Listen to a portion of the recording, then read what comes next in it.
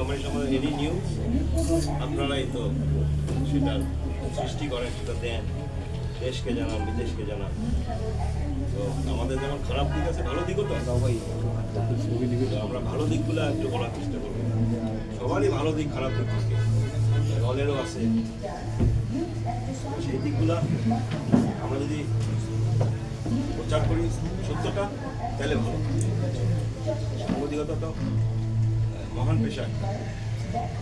আমরা তো বিদেশি সাংবাদিকদেরকে দেখি, বিশেষ করে টিভিতে বা বিবিসিতে, এনারা তো দেখি যে খুবই লার্নার্ড মানুষ, অনেক শিক্ষা দীক্ষা দিক থেকে অনেক অ্যাডভান্সড, এবং তারা অনেক রিস্কও নেয় জীবনে। দেখি তারা রিস্ক নিয়ে বিভিন্ন ইন্টারভিউ করে, যুদ্ধক্ষেত্রে যায়। সাংবাদিক পেশাটা তো আসলে অনেক কঠিন পেশা, অধ্যাবসায়ও প্রয়োজন, ঝুঁকিপূর্ণ। তো অনেক অন্যান্য যে কোনো পেশার মতো অত সহজ কোনো পেশা, তবে এটার মূল্যায়নটাও কতটুকু হয় আমি জানি না। আমার মনে হয় না যে অতটুকু মূল্যায়ন হয় সেটা। যেমন আমাদের দেশে বহু পেশারই তো মূল্যায়ন হয়, সেই মূল্যায়নটাও মনে হয় হওয়ার প্রয়োজন। এটা কাঠামোর ভিতরে আসলে দেশের সব জিনিসই আমাদের আনার দরকার। It has to start some way. এটা তৈরি হয় না আমাদের দেশে।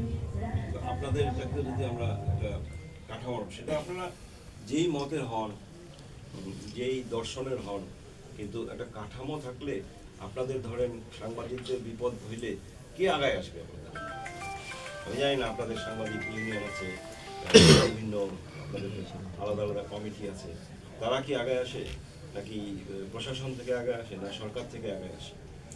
আমার তো মনে হয় না যে সরকার থেকে এরকম কোনো, আমি জানি না কোনো সেল আছে নাকি যারা আপনাদের বিপদে, আপনাদের কোনো সদস্যের বিপদে এরকমভাবে আগে আসে। এগুলো তো সেফটি নেটগুলো আমাদের বিল্ড আপ করার দরকার আছে না আমাদের দেশে। ধরেন তারেক রহমান সাহেব বলতেছেন যে স্বাস্থ্যক্ষেত্রে উনি একটা ব্রিটিশ মডেলে একটা আধুনিক চিন্তা ধারণা আনতে চাচ্ছেন, যে সবার জন্য স্বাস্থ্য নিশ্চিত করতে চাচ্ছেন। যে আমাদের দেশে যেমন প্রাইভেট সেক্টরে স্বাস্থ্য খাতটা এমন যে আপনার অর্থ না দিলে সেবাই পাওয়া যায়, কিন্তু ধরেন আমেরিকায় আমার থাকতে হচ্ছে 18 বছর, সেখানে হলো অর্থ বা আপনার ইন্স্যুরেন্সটা হলো পরবর্তী। আপনি একজন রোগী হিসেবে যখন যাবেন হসপিটালে বা ট্রিটমেন্ট জন্য, আগে আপনার ট্রিটমেন্ট করবে তারা, আপনাকে সুস্থ করবে, তারপরে হলো অন্যজন, ওই ডিপার্টমেন্টই ওখানে আসবে না। যে একটা রোগী, একটা মুমূর্ষু রোগী যদি যায় বা যে কোনো অসুবিধায় যদি যায়, স্যার যেটা বলছেন আপনারা সেটার মিনিংটা বুঝেন। বিকজ উনি তো একা করেন না, উনি অনেক বছর ধরে অনেক শিক্ষিত মানুষকে নিয়ে বিভিন্ন বিষয়, সেটা পিএইচডি মাস্টার্সধারী বিভিন্ন জনকে, সুদীজনদেরকে নিয়ে জিনিসগুলো নিয়ে গবেষণা করছে, সেটা বিভিন্ন সেক্টর নিয়ে গবেষণা করছে, যেই সেক্টরে যারা স্পেশালাইজ তাদেরকে দিয়ে চেষ্টা করেছে, এবং সেটা একটা সমন্বিত একটা ফ্রেমওয়ার্ক দাঁড় করছে। আপনারা দেখছেন 24-এর ইলেকশনের আগেও কিন্তু একটা ইশতেহার বিএনপি দিয়েছিল, অথবা একটা দফা বিএনপি ঘোষণা করছিল, বিএনপি নিজের থেকেই করছিল 27 দফা, পরে অন্যান্য দলের সঙ্গে বসে সেটাকে আবার 31 দফা করছে। তো সেই দফাগুলা তো এমনি আসে নাই, সেই দফাগুলোর তো অনেক জিনিস ওটার ভিতরে, একটা লেখা বা একটা আর্টিকেল, 2টা লাইনের নিচে তো অনেক কিছু গবেষণা করা আছে। সেই জিনিসগুলো যদি আমরা আসলেও ইমপ্লিমেন্ট করতে পারি, আমার মনে হয় আমাদের দেশকে আগায় নেওয়ার জন্য অনেক সুবিধা। বাট আমরা তো সারা দেশেরটা বলতে পারবো না, আমরা নীলফামারীরটা বলতে পারবো। আমরা নীলফামারীর পরিবার, আমরা নীলফামারীকে উন্নত নীলফামারী বানাই, এটা হলো আমার ইচ্ছা।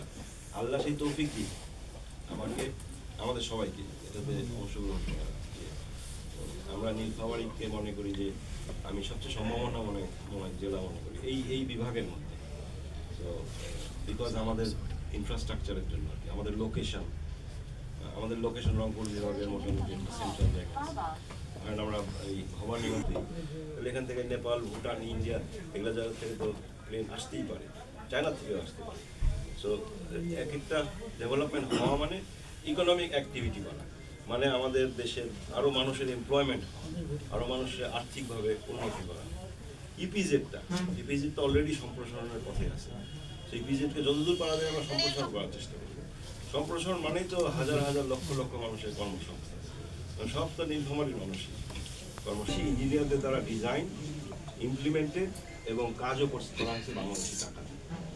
তো এত এত সুন্দর একটা প্রকল্প যেটার বেনিফিশিয়ারি আমাদের প্রায় 12টা বা 16টা উপজেলা বেনিফিশিয়ারি আজকেও পাচ্ছে, এখনো পাচ্ছে।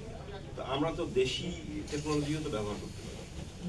তো অনেক সম্ভাবনা আছে, আসলে আমাদের সম্ভাবনা অফুরন্ত। প্লাস এআই এর যুগ, টেকনোলজির যুগ, আমরা ব্রডব্যান্ড ডেটা এগুলো যদি বাড়াইতে পারি, স্পিড দিতে পারি, ঘরে ঘরে যদি ফাইবার অপটিক দিতে পারি, তাহলে আমাদের ই কমার্সের জগৎটা ওপেন হয়ে যাবে। আমাদের ইনফ্রাস্ট্রাকচার, রোড যদি ভালো করে দিতে পারি, তাহলে আজকে আমেরিকায় তারা যে সুবিধা পায়, আমরাও এখানে বসে সুবিধা পাই। চায়নায় যে সুবিধা পায়, আমরাও পাই। There is no difference. তারা তো আর আমাদের থেকে সুপার হিউম্যান নয়।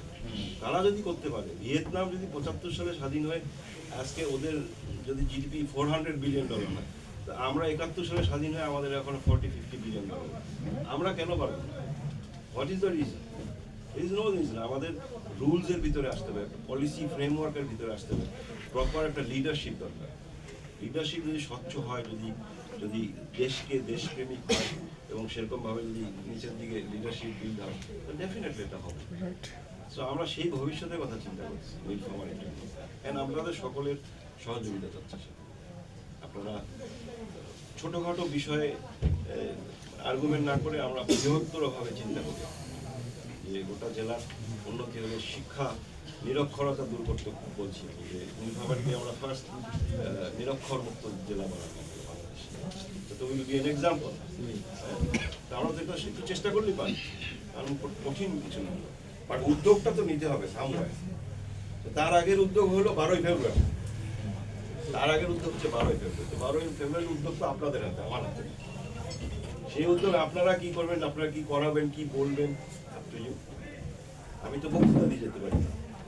বাকি কাজ তো আপনাদের মাধ্যমে ছড়াবে, আপনাদের মুখ দিয়ে হোক, আপনাদের কলম দিয়ে হোক, আপনাদের বার্তা দিয়ে হোক, অনলাইনে হোক, অফলাইনে হোক।